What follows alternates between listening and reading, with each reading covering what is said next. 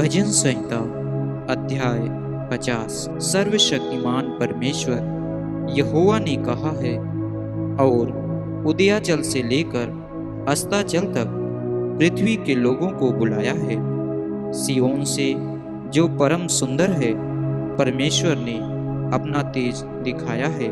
हमारा परमेश्वर आएगा और चुपचाप न रहेगा। आग उसके आगे आगे भस्म करती जाएगी और उसके चारों ओर बड़ी आंधी चलेगी। वह अपनी प्रजा का न्याय करने के लिए ऊपर के आकाश को और पृथ्वी को भी पुकारेगा।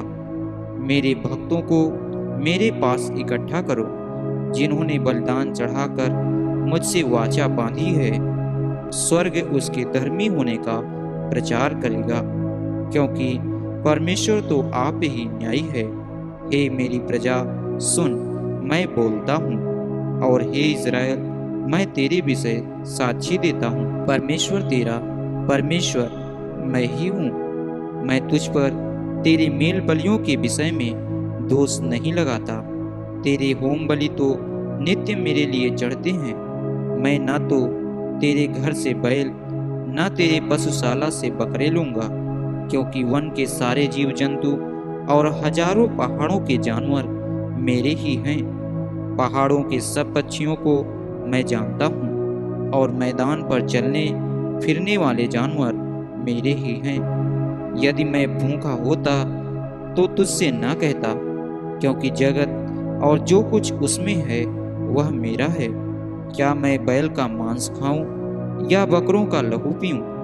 परमेश्वर को धन्यवाद ही का बलिदान चढ़ा और परम प्रधान के लिए अपनी मन्नतें पूरी कर, और संकट के दिन मुझे पुकार। मैं तुझे छुड़ाऊंगा और तू मेरी महिमा करने पाएगा। परंतु दुष्ट से परमेश्वर कहता है, तुझे मेरी विधियों का वर्णन करने से क्या काम? तू मेरी वाचा की चर्चा क्यों करता है? तू तो शिक्षा से बैर करता और मेरे वचनों को तुच्छ जानता है।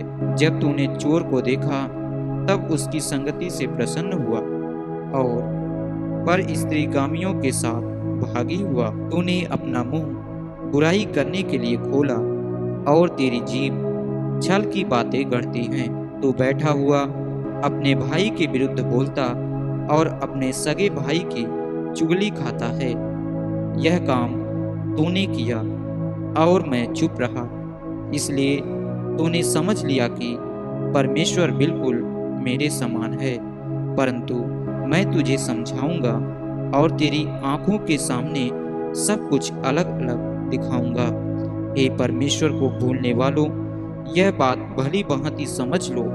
कहीं ऐसा ना हो कि मैं तुम्हें फाड़ डालूं और कोई छुड़ाने वाला ना हो।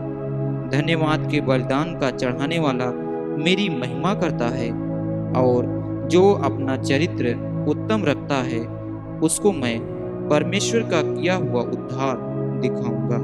आमीन।